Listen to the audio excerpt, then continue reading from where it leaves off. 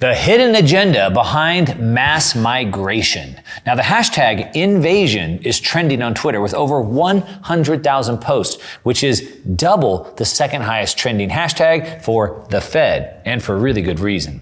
Now, while the Fed is, dealing with debt, inflation, interest rates, all important things, that's a primary concern, but the massive migration happening right now takes the spotlight. It's urgent. Now, Italy is being overwhelmed by immigrants, with tens of thousands showing up and overwhelming the small island of Lampedusa, and it's happening all over Europe. And at the same time, the United States is being flooded with millions of people. It seems to be happening all over the Western developed world, and it's threatening to collapse the whole system. But what's really going on here? In this video, I'm gonna break down what's happening in Lampedusa, Italy, in Europe, and in the United States. I'm gonna show you the facts and the data, but here's the thing. You can get that from almost any other news source. So what I'm gonna dig into is why this is happening.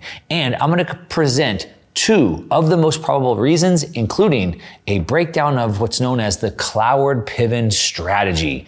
This was taught to government leaders that might just explain this entire situation and show us what their potential intentions and outcomes are, what to watch for, and what we should be doing. So let's go.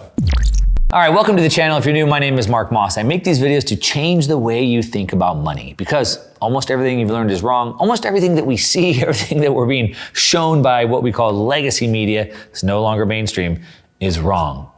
Now, what we're seeing right now in what the legacy media is showing us is wrong. And I think there's more deeper hidden intentions. There's a strategy that I'm going to teach you that explains all this. But to frame up what's going on, we're seeing it all over the place. Scenes of chaos at an overcrowded reception center in Lampedusa, Italy, which have provoked both solidarity and anger, with fingers pointing blame at not just the people smugglers, but also the Italian premier, Giorgia Meloni. Now, the European Union officials and their Tunisian partner, President Kais Saied, they're all getting the blame. We're seeing that the whole world is being flooded with mass migrants, and Italy is one of the countries that's being hit the hardest. And while immigrants, they're nothing new, Italy hasn't seen this large of a surge of immigrants flooding their shores by boat since 2016. Now, real quick, could you maybe think of anything else that coincides with the year 2016? We'll come back to that in a bit. But now, year to date, this year, Italy has seen over 130,000 arrivals, which is roughly double the number for the same period last year. In just the last week alone, over 18,050 migrants have landed on the small Italian island of Lampedusa, which consists of only approximately 5,000 people, overwhelming the island's population and their resources. France's former presidential candidate, Marine Le Pen, spoke at being what she called, quote, submerged by migration. And the island's mayor, Filippo Mannino, on Thursday said that the migrant crisis had reached a, quote, point of no return. Mayors in several cities have complained about being left with the main burden of caring for the migrants with little financial help from the central government. Now, you can see pictures and videos all around the internet. Well, actually mostly just on Twitter, where they still allow that sort of thing. But you can see just how bad things have gotten for this small little island off Italy. There's videos of huge migrant fights that are breaking out between different cultures. There's videos of migrants fighting with the locals. And in some very shocking photos, you can see the migrants are actually building barricades. They're actually taking over portions of the island as their own. It looks more like an invasion than a migration. Typically, if you're fleeing your country, you're probably taking your family, your wife, your kids with you. But the pictures and videos show men, young men. It's interesting when you take a look at this. Now, this week, Italy's Minister of Infrastructure, Matteo Salvini, called the arrivals, quote, an act of war. I guess in today's world, we don't know what anything means anymore. All definitions of words seem to have been lost. Invasion, occupation, I guess we don't even know. But when you have a flood of young men coming onto your shore illegally and then setting up roadblocks, it sort of sounds like an occupation. It sort of sounds like the single thing that the government was actually set up for, right? To protect the borders, to protect the citizens. But this isn't just happening in Italy. This mass migration seems to be going on constantly all over the world, but somewhat in the background of other news stories. And it seems like this could be intentional, or at least this is being allowed to happen or even encouraged by the establishment. The logistics alone are quite clearly organized at a level beyond that of just some street gangs. We can see from the various cities experiencing the same influx, it's quite obviously orchestrated. We know the governments say that this is big business for smugglers who get migrants to pay them between 1,500 and 5,000 Tunisian dinars, which is roughly about $500 to $1,600, for a spot on one of the dangerous boats. But even with the massive amount of risk, the demand continues to grow. And it's not just to Italy, it's also Spain, Greece, and other Mediterranean nations. Now, that's sort of the facts of the situation, but let's dig in a little bit deeper, right? Now, I hate using political labels, but it's clear at this point that one side of the political aisle wants massive, unrestricted migration with, full resources and welfare available, and the other side of the aisle is opposed to this. They at least want it to be controlled and measured, which seems, somewhat sensible to me. Of course, the labels are the right wing, I guess, wants to slow it down. The left wing wants it unrestricted. And you can see this in the news headlines of almost every single story. We see headlines that say, quote, extreme right wing are blowing this up. Right wing governments want to stop this, almost as if it's an attack on one side. Now, in the middle of all of this is Italian Premier Meloni. She rose to power promising to be of the people and to push back against the globalist agenda. And of course, the WEF and their globalist buddies didn't like this. The EU Commissioner, Ursula von der Leyen, threatened Meloni and Italy over this, but the people still elected her, okay? But apparently, I guess this is what the people wanted. I guess democracy, all that, right? So it's interesting to see that the narrative and the rhetoric being used in the mainstream media, headlines like this story from Reuters, which said, quote, causing problems for Prime Minister Giorgia Meloni's right-wing government after it promised tighter controls. So like almost throwing it in her face. Hey guys, her extreme right-wing government promised you tighter controls, but look, she's failing. It went on to say that this event, quote, jars with Meloni's election campaign pledges. Oh, hey, look, guys, she said she was going to do something. She's lying. Now, it's almost like this event is being used to discredit the people's choice. They elected her, and now she's being thrown under the bus for this? And this is even after she caved to the EU and the globalist goals. In fact, Meloni's administration has actually raised the Italian entry quota for non-EU migrant workers approximately 5.5 times, from only 83,000 in 2022 to now 452,000 for the 2023 to 2025 years. But apparently, that's still not enough. All throughout Europe, millions and tens of millions of migrants are flooding into France, Germany, the UK, and more. In the United States, the southern border is basically just completely open. Estimates are somewhere around 7 million people have come into the US through the southern border, and there's no signs of slowing. In fact, it's only getting faster. In fact, in the US, the border isn't even able to screen them anymore. I mean, who knows what types of terrorists or criminals could be coming across? And you can see this in the videos. It's mostly single adult men crossing the border, being assisted even by US personnel. Now, again, I seem to remember this pesky document called the Constitution of the United States in Article 4 stating, quote, the United States shall guarantee to every state in this union a republican form of government and shall protect each of them against invasion, end quote.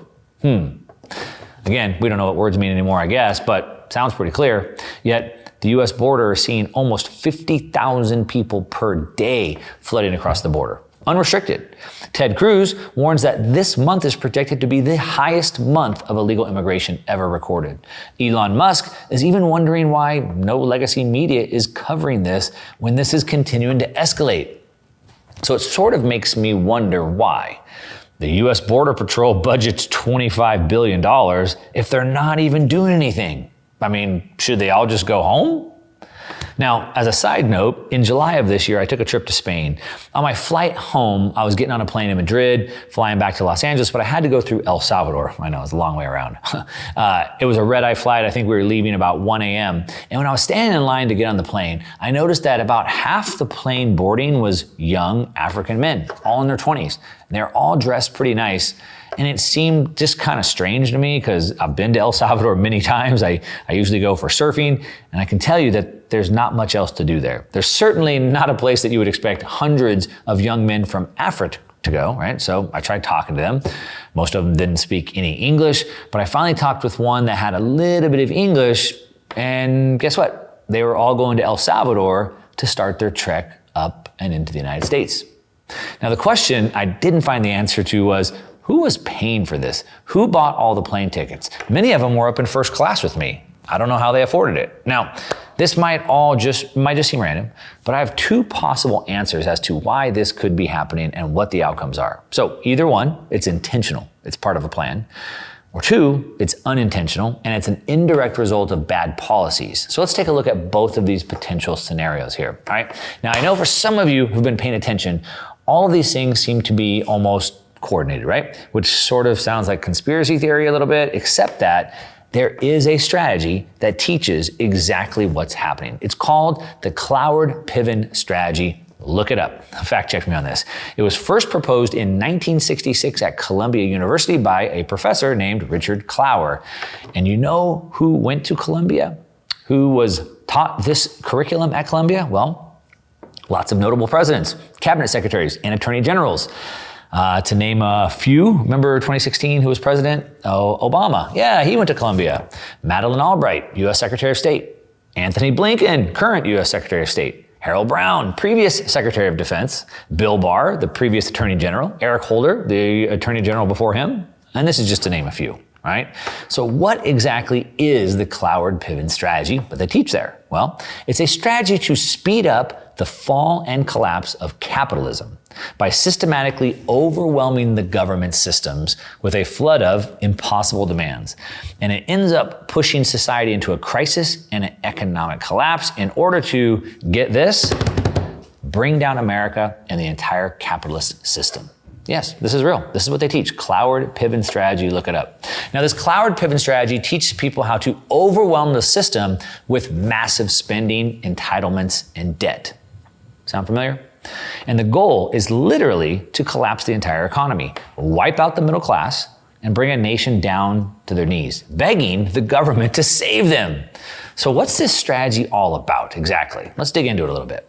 Now, in the 1966 article, Cloward and Piven, that was his wife, they charged that the ruling classes, the rich, used welfare to weaken the poor, and that by providing a social safety net, that the rich were basically holding the poor people down. They were preventing them from rebelling. They said in the paper, quote, "Poor people can advance only when the rest of society is afraid of them," end quote. Cloward told the New York Times this, quote, on September 27th, 1970. Now, rather than giving the poor, government handouts, wrote Cloward and Piven, activists should work to sabotage and destroy the welfare system because, as they said in their own words, the collapse of the welfare state would ignite a political and financial crisis that would rock the nation. Poor people would rise in revolt, and only then would the rest of society accept their demands. What a strategy. Now, the key to sparking this rebellion would be to expose the inadequacy of the welfare state. Cloward-Piven's early promoters cited radical organizer Saul Alinsky as their inspiration. You might recognize that name, Saul Alinsky. He wrote a book called Rules of Radicals. It's what Obama says that he read. It's what Hillary Clinton said they read. If you read the book, it's going to explain a lot of what's going on. One of the things that he wrote in his book is something saying, quote, "Make the enemy live up to their own book of rules." So when pressed to honor every word of every law and every statute, every moral tenet and every implicit promise of the liberal social construct, human agencies inevitably fall short. The system's failure to, quote, live up to its rule book can then be used to discredit it altogether and to replace the capitalist rule book with a socialist one. So that explains the plan. But how did they plan to implement it? Okay, well, a key component of the plan involved fooling the voters by calling yourself moderate and a uniter, even though you're a radical Marxist, and to never, ever admit what you really believe in. It involved demonizing your opponents by calling them evil, greedy, extreme, radical, and a terrorist. Look in the mirror and call your opponents the very things that you are. The plan teaches to always hide your true intentions, or in other words, lie or misrepresent, whatever you want to call it. Obamacare is about saving the uninsured as opposed to, income redistribution. Government regulations are to protect us from global warming as opposed to, wiping out small businesses. Amnesty for illegal immigration is about fairness as opposed to creating 12 million new Democratic voters. Now, the key to it all is to what they say, boil the frog slowly. So by the time he realizes what's happening, he'd be cooked. The authors of this strategy, proposed a, quote, massive drive to recruit the poor onto the welfare rolls. They calculated that by persuading even a fraction of potential welfare recipients to demand their entitlements, it would bankrupt the entire system. The result, they predicted, would be a, quote, a profound financial and political crisis that would unleash, quote, powerful forces for major economic reforms at the national level.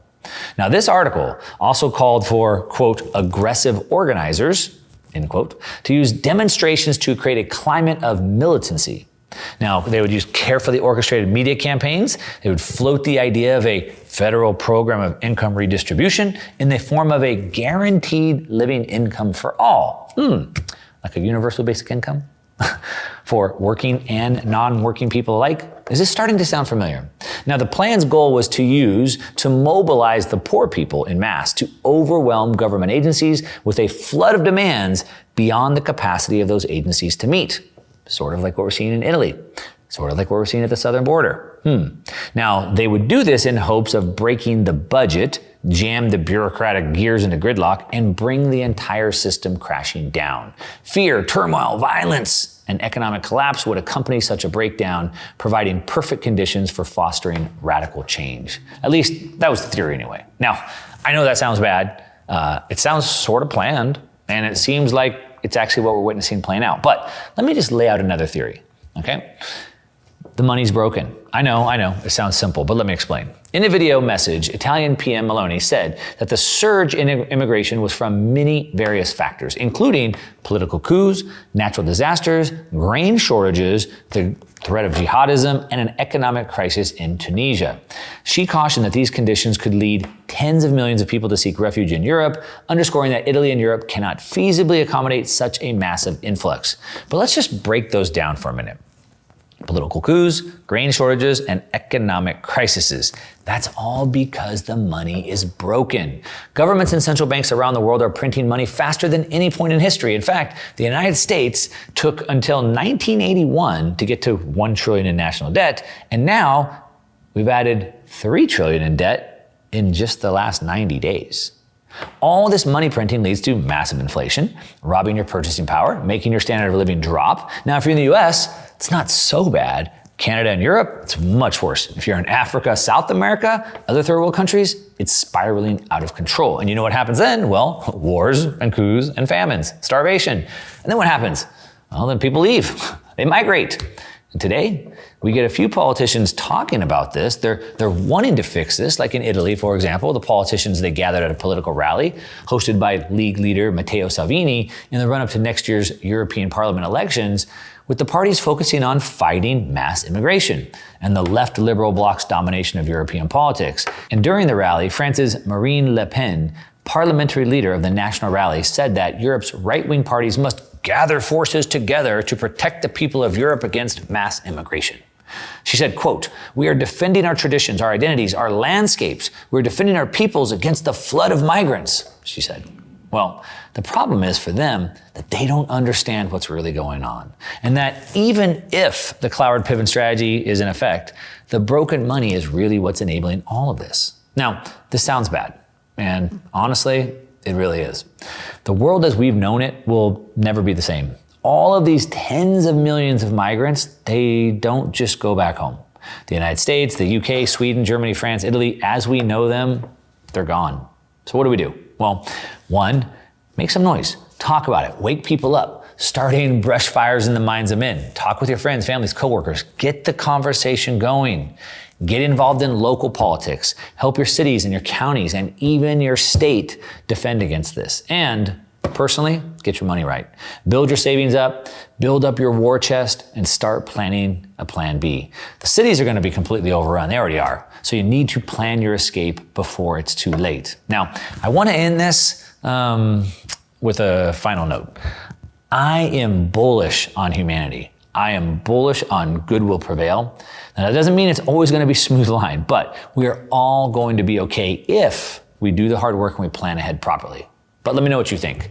And down in the comments below, I know it was a scary video, but I have hope. Let me know what you think. Do you have hope? Leave me a comment down below. Let me know. Of course, as always, give me a thumbs up if you like the video. Put a lot of research into this one. If you don't, that's okay. Give me a thumbs down, but at least tell me why in the comments down below. Share this video with somebody who you think needs to hear this. Help spread these brush fires. Share that video. Subscribe if you're not already subscribed. And that's what I got. To your success. I'm out.